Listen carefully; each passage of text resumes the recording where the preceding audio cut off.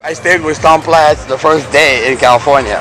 Tom, unintentionally, he answered the phone and said, "Hello, this is Tom Platz, Mr. Universe." I said, wait, Tom, don't rub it in, Tom.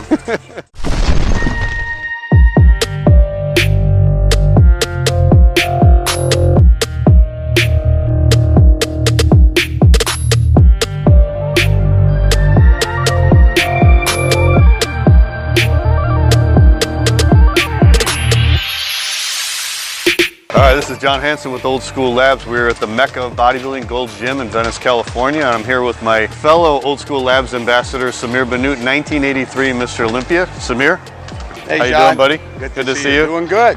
Good. Well, Samir, let's talk about your magnificent career in bodybuilding. You had one of the best physiques, I believe, in the bodybuilding world. You're Mr. Olympia, one of the few people to hold that title. And you also had one of the most aesthetic and symmetrical physiques ever, I believe. What do you think? I say thank you, and you know, not just recently I was talking about physique and stuff. Yeah. Yeah, I started with that early on, that they have balance, and I've always saw that bodybuilding is an art form. Right, I agree. Off the bat, I just wanted to be like that. So I made sure, and honestly, for me personally, I thought it did work, and I think it would work for everyone. As you know, people nowadays, they want to run before they can walk. Right. And that's a big mistake. Right. Because you have to evaluate your body and look at the overall picture. Right. Because, you know, again, it's an art form. Right. It's a performing art. And your original idol was Steve Reeves, right? When you saw the movie Hercules. Well, Steve is one of them. Yeah. But honestly, no BS. I was walking in downtown Beirut and I saw that pictures of Arnold on the newsstand. I picked the magazine, I flipped through it. This is it. That's when I really became heavily interested. And Frank Zane was another one, right? Oh, Frank Zane is another story. I have another story for Frank Zane. Because, you know, these guys, in my opinion, they are the elite. Right. And probably the greatest of all time. Right. So it's really good to follow those masters, like Master Bill Pearl. Yeah. He's a master. He's one of the Greek gods. The reason why Arnold became better when he came to California is because he hung out with the right people. Right. You know, when you have Vince Gironda, of course, Weider and Frank Zane was amongst Arnold's close friends. Yeah. Dave Draper and all these old schoolers actually contributed to why Arnold got better and shredded and he. To the point where you don't see any bad pictures of Arnold. Right, that's true. And I like what you said about the art form, because back then, bodybuilding was considered a sport and an art. So it was also about building muscle, of course, but it was always with the mind of developing an aesthetic, symmetrical, beautiful physique, right? It's a sport in the gym, really, when you're training. Yeah. And it's healthy thing for the body when you work out and activate. But on stage, it's a performing art. Right. It's like when you stand like that and looking like a Greek god, you should have your own personality on stage. Right. Not really copy Zane or Arnold, although I have to admit I copy them, but then I add up to some of the thing additionally. Yeah. And so that's how Samir came along, from Arnold, Zane, you name it. And so, you know. So let's talk about your beginnings in the sport, Samir. You started in Lebanon. You were competing in the Mr. Universe, one of the Mr. Universes that Lou Ferrigno won, right? In 1973 or 74? 74, I was on the Lebanese team for the Mr. Universe. Okay. It was held in Verona, Italy. Verona, Italy, right? And actually that's when that made it firm decision for me to come to the United States. Okay. How old were you at that show? I was a teenager. Teenager. And so in Lebanon, we have the president of our federation, his name Malih Al-Iwan. He announced me as the teenage Mr. Universe. Wow. And he did it not in a malicious way, but to really give me that recognition. Yeah, and motivate me to get even better. Okay. So when did you come to the United States then? 74, went back to Lebanon, and everybody got tired of me talking about, Ferrigno, birdsong. And that's when the plan started. Say, you know what? I belong in the United States. Right. Where if I want to get better, I have to go that much you know, to the Right. next level. You go to the next level is in the United States. So I moved to Michigan Okay. in 75. Okay. And from Michigan, this is the ultimate destination where we're standing right here. Right, right. So Yeah. what year did you come to America then? I mean to California. California was late 78. Late 78. Okay. Yeah, and what's funny, Tom Platz moved out here. We were buddy in Michigan. Tom came out here like one or 2 months before me. Uh-huh. And we're both old school now. Isn't that funny? Yeah. So, So you both came from Michigan. we both came from Michigan. In fact, you know, a lot of top-notch bodybuilders like Roger Callard, Yeah. Mike Thompson, Yeah. Ron Love. Ron Love, Don Ross. Yeah. I think Michigan have a history, good history of having some really top-notch Right. Right. bodybuilder. Yeah. And you were competing in the Mr. International back then, right? I saw you in 1977. You were in the Yeah. Mr. International. You had that small waist. I could tell right then, this guy's got incredible genetics. I competed in actually 76. Yeah. No, actually 77. 77 and 78. Yeah. And in 78, I came in like a different person. Right. So Joe Weider was there.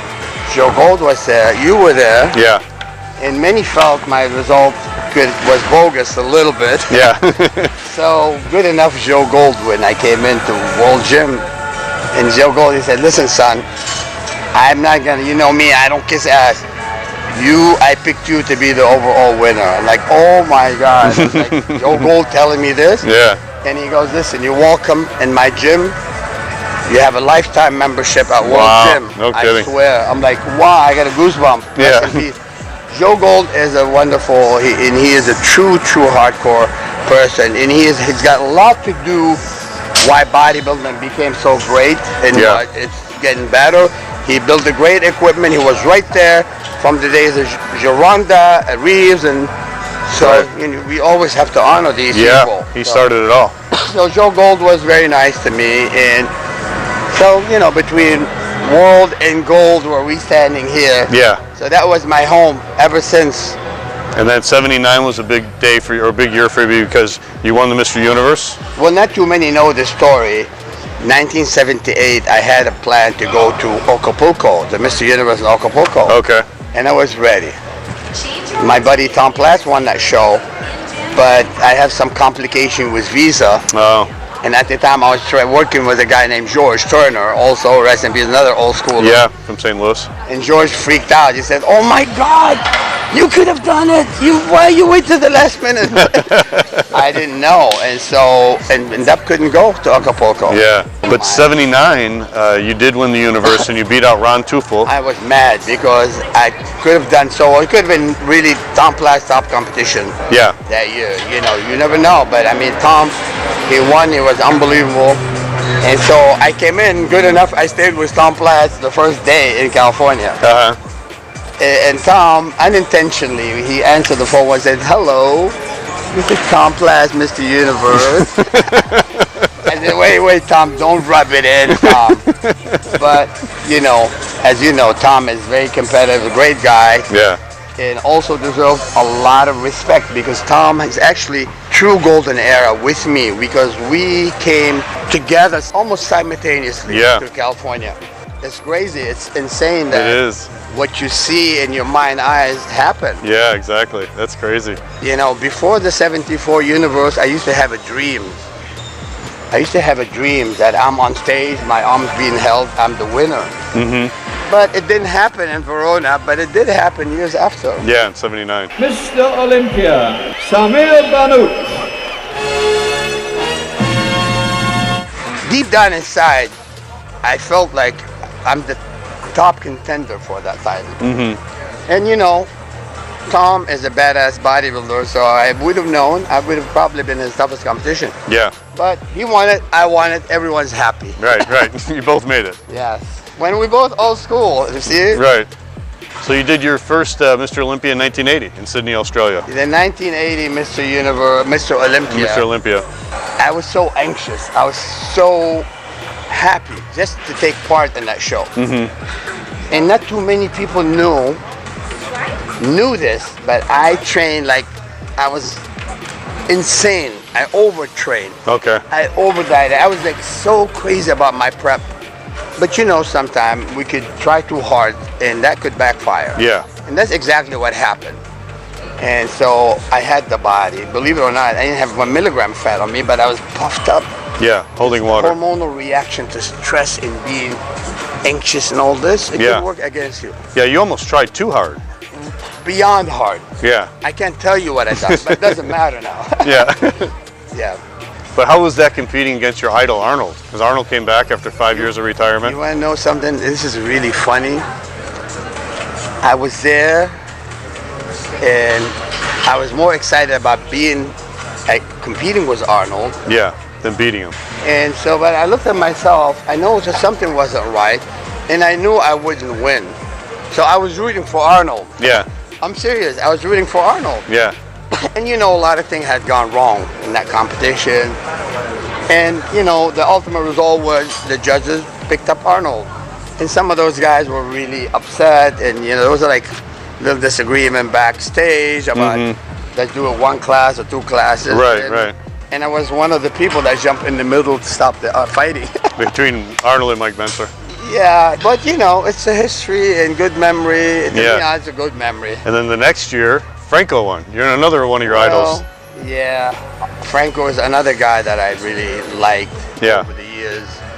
You know, Arnold's main associate. Yeah. And yeah, Franco actually had that injury at Universal Studio. Yep.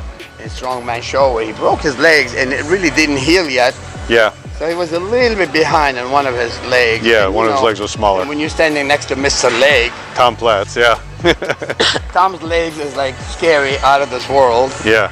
And he was ready. Tom Platz actually made huge changes. Oh, huge changes. From that 1 year before to that Mr. Olympia. Yeah, yeah. And he really looked good, and it was 81. Yeah. And I'm like still like looking, but just give me another year. I'm not a sore loser. I learned something. You're right, right. I learned something. So you know, you go rewind, replay, you go to the drawing board. You're right. Like a football game to me. And so make the adjustment. Yeah, yeah. So I found out exactly what works for me, and I found out exactly why I delayed my winning for a couple of years because trying too hard. Yeah. And so you know. So a lot of it was stress, right? The stress hormone, aldosterone. That's why I make the best effing trainer helping anyone out there. I'm not gonna brag, but when you learn from making mistakes, this is when you become more capable of helping others. And to me, really, I love the real healthy way to bodybuilding, because really, bodybuilding can be extremely healthy and you can reach the pinnacle the healthy way. Right. So then in 82, you finally got it right. And you came in shredded, and you were the Samir Bannout we were all waiting for. In 82, well, not too many people know this, but I even went to UCLA to take a class about electrolyte management. And really? Yeah. Wow. I was studying exactly what causes the reaction. There's 2 different kind of fluid retention. Some of it is related to sodium, a different kind of sodium, and some of it is hormonal related. Yeah. And so I knew exactly what's happening, and so when I got it in control, there's no problem. It was slam dunk. And everybody was shocked. Everybody was shocked. Yeah, everybody like. First thing when I was in LAX, what's his name, Dennis Torino. He said, "Uh-oh." He looked at my face. He said, "The lion of Lebanon. I guess everyone's in trouble." Right. He knew, so I dried up properly. And what's funny, when we got to London, I jumped in from my room. I went down to take a quick sauna and go in the jacuzzi, and I ran into Frank and Christine. Oh, really? Frank was walking out of the. You know, Frank was one of my motivators. He actually did help me early on. I used to go to his house in Santa Monica, and he was really cool with me. Yeah. And Christine, they're wonderful people. But when he saw me pulling it together, Frank looked at me and said, "Samir, show me," like, you go like this. Yeah, he was surprised. And Frank knew that I would be his closest competition. Yeah. You know, Frank came in second, Dickerson won. Right. Casey Viator third, I was fourth. Right.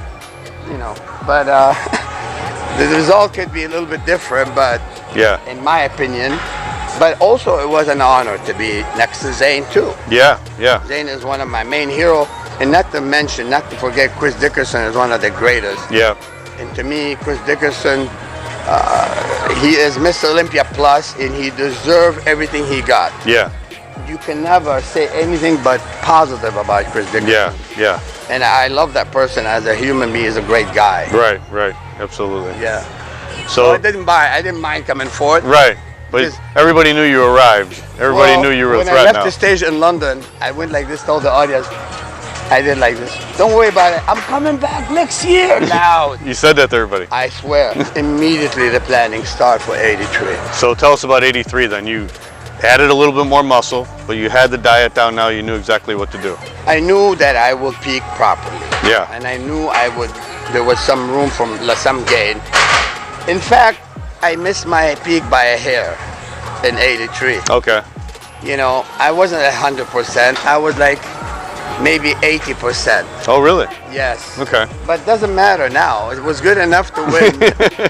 And so I knew exactly how to dry up. John Bailey, he was in a state of shock because he was used to me being a little bit wiry and stuff. Yeah, yeah. And then I was dry. Bailey was like, oh my God, don't do anything. Stay like that, right? I remember Joe either knew that I was doing things right. So when Joe got to Munich, because I was in Munich almost over a month before the show, he said, so, Joe, Samir, come on over, I want to see what you look like. So I go up to Joe's room in Betty, and I had my aluminum bag. Yeah, I remember that. My aluminum bag has my meal all measured and wrapped up. I had my potato, my sweet potato, right. my chicken, my And steak. you had what time to eat everything, right? They were all with me. Right. And I said, Joe, how you like my bag? I'm a businessman. I opened the bag and I started laughing. And Joe said, he told Betty, you see how hard these guys work? And Joe, rest in peace, Betty said, and I'm gonna make that. Betty said, oh my God. You know what, Joe? I think Samir and Arnold are the best bodybuilders I have ever seen. Wow. Wow. Like, whoa. If that doesn't get you more confident. Yeah. What would? Yeah, really. And Arnold says, and Joe said, don't say it like this so loud. We don't want to hurt the other guy's feelings. So that was a very good remark Betty made. Yeah, yeah. And yeah, I was happy. I was like a kid in a candy store. Yeah. So that was a magical moment. and- You beat out Frank Zane and you beat out Lee Haney and Mohammed McAway and Bertil Fox. I made sure that I'm so shredded and ready. And I know it doesn't matter who's the monster that's going to be next to me. I know I have the capability and enough tool, enough weapon. Fox probably should have been in a maybe third or fourth. They shafted him. They gave him, I think, fifth or Fifth, sixth. yeah, fifth. We can't change history now. How did it feel to beat Frank Zane, the guy you looked up to your whole career? I knew I would win. I swear, I know I would win the Olympia ever since I left London. And I wasn't afraid. Yeah, you were ready for anybody. I wasn't afraid, and I did my work. And I knew a lot of people came to me and told me that I should have done better in '82. Yeah, I agree. So I agree. I felt like I paid my due. Yeah. Probably about time they're gonna hack me up. And I gotta tell you something funny. Nobody heard this before. One prominent man in the IBB came to me at prejudging, after the prejudging. He goes, Samir, I'm gonna tell you something. You won, but if you open your mouth, I'm gonna kill you. And I said, no, I'm not gonna open my mouth, and I felt good about my chances. Mike Menser, rest in peace, was there. Mike Menser, he went to me and said, Samir, it's done. It's all over. 100%, slam dunk, guaranteed you won. Yeah. That was good. Great Franco experience. also told me, Samir, you won. I know you won. Like, oh, good. Franco, Art Zeller, and then you hear from Mike Menser. Yeah. So in the evening, it wasn't a big surprise for me because I felt like even Macaulay goes, second place. Before they said that, Macaulay goes, congratulations. I'm like, okay, good. It had to be great to be around during that time in the golden era and know all those guys, Joe Weider, Arnold. Really, I met them all, really. Yeah. And I'm crazy enough that I started bodybuilding, learning about the history of bodybuilding. One time, I'm so crazy that I drove to York Barbell to meet John Grimmick. Yeah. Could you believe that? Yeah. I did it. I made cereal. And when I was in England, I made to it that I go see Oscar Heidenstam. Wow, yeah. And I met him. Yeah. The founder of the NABA Right, competition. right, I met him. right. And damn, that iPhone. If we had those iPhone with us, I would have a million videos. Yeah, yeah. But it was good. But you respected the sport, you knew the history. I love, this is a great sport. But Yeah. you know, we need to stop some of the monkey business. We have certain, you know, you probably would agree with me. Yeah, There's some of the thing that's happening is unacceptable. you're right. And we just hope that people will understand that this is an art form, it's a performing art, it's a beauty in everything. I mean, build a healthy, beautiful body. When you see some of the thing happening, it's very unfortunate. And you know, the sad part is some of those guys, they're new, and they listen to some of those guru who claim to be guru, Right. but they're not a guru like Bill Pearl. Yeah. They're not a guru like Frank Zane. Right. You would have got a much better recipe to prepare and look, you know. Yeah, yeah. So without sometime sacrificing your health. Sometimes some of those top-notch champions are victim. Yeah, They yeah. are victim of what's going on, and we, from the older school, we have to keep reminding them. You know, we have to change direction a little bit. Yeah, yeah, I agree. And make things better. Yeah. Can you? 100%. Yeah, Even some of the classic guys right now, they're sidetracking a little bit. Yeah. My honest opinion. yeah, yeah. You're right. We need to make it more of an art form and We need to do that. the We most need to keep perfectly developed physique instead of just the biggest and most ripped physique. When you love it, you like to see things better. Yeah, really, absolutely. It's not about me now. It's about seeing the new guys, and really that's why basically I joined old school, because they all have that mentality. Believe me, and then they make it really. I don't mean to make this as an advertisement, but it's the truth. When you know the mentality of doing things the healthy way, Yeah. then you appreciate these people, and that's why you and I probably were these guys. Right? All right, buddy. All right, good to see you. For Samir Bannout, this is John Hansen at the Mecca of Bodybuilding Gold's Gym for Old School Labs. My old home.